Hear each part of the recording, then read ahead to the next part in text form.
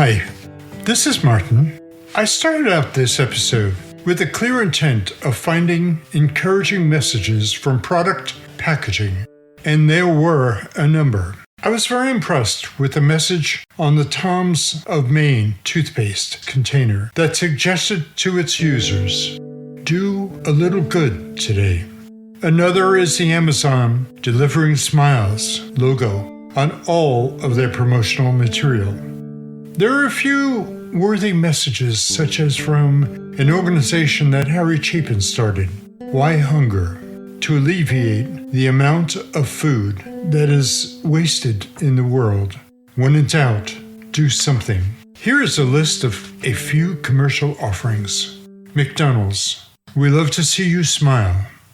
Ben & Jerry's ice cream, peace, love, and ice cream. After scrapping a plan to open a bagel shop, the equipment was too expensive. Cohen and Greenfield, Ben & Jerry, decided to take a $5 correspondence course on ice cream making at the Pennsylvania State University's Creamery. They then each invested $4,000 and took out a bank loan for another $4,000 to open their first ice cream store in a gas station in Vermont. Another one is Kind Snacks. Do the kind thing. Tetley's Tea has positive messages on all of its tea bags. However, there are so many more messages that are designed to be self-serving for the product, such as Campbell's Soup. Good. Coca-Cola. Open happiness. Have a Coke and a smile. Target. Expect more.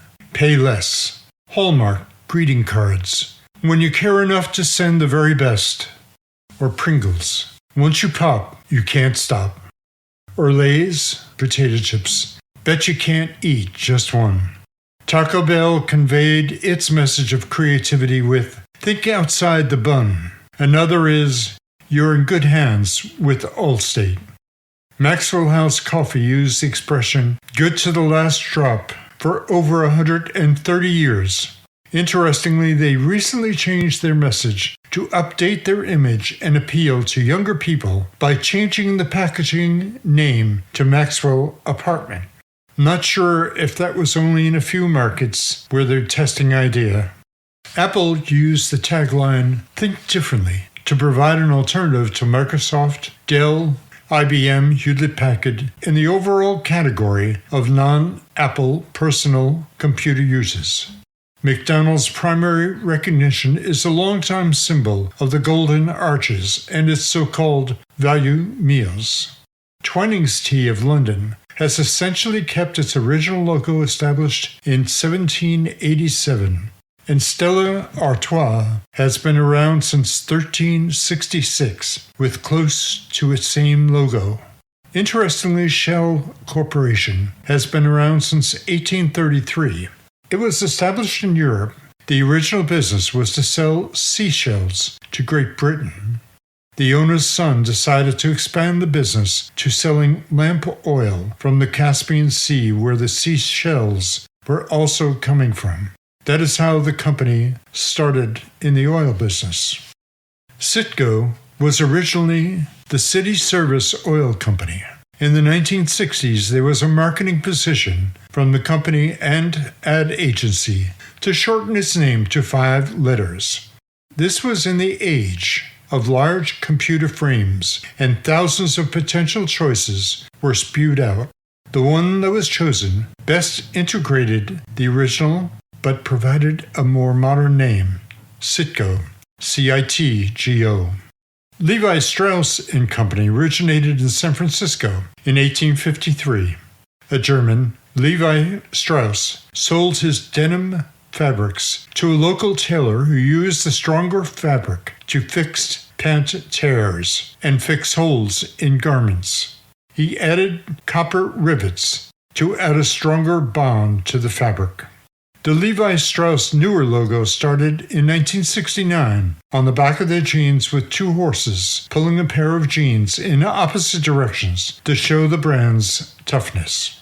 H.J. Heinz was created in 1869 with his mom's recipe for homemade horseradish. and then grew to other condiments. Ketchup was added in 1878, originally called catsup, C-A-T-S-U-P. The current logo was founded in 1957 when Heinz had over 60 products, but the management wanted to stay with 57 because they believed it was a number that consumers will relate to better than 60 or above. So we got Heinz 57. The Michelin Rating Guide for restaurants, which is stars, and hotels, which is keys, is originally founded with the Michelin Tire Company and created the rating guide to help travelers going to new cities. The Automobile Association of America and Forbes have their own rating systems for hotels to assist drivers traveling in the United States and elsewhere. These are a few examples of what is currently in the marketplace. May I diverse a little as to what could be? What if Apple phone users could have 1 or 2 seconds less of the Apple logo that is now about 12 seconds long and replace it with a short message? Call a friend today. What if a car manufacturer gave a message to drive safely today or drive your best today after the seatbelt sign turned off? In fast food restaurants such as McDonald's, Burger King, Wendy's, or Chipotle, Taco Bell, look around and see if someone is in need. In a grocery store, at the checkout counter, there could be a variation of, should someone else need to be cared for first? Perhaps our computers could provide a positive message during the beam-up process. When a TV is turned on, how about a very short reminder of helping other people that day? Amazon, UPS, and FedEx trucks could add positive messages on their vehicles with very slight changes, but could be enhancing for the people viewing them as well as benefiting the company itself. These are all possible and minimally intrusive from the host manufacturer, at least from the viewpoint of an outsider. There are probably lots of other opportunities that companies can provide as suggestions to reach out, and perhaps, yes, even opportunities for ourselves to do as well in our personal lives.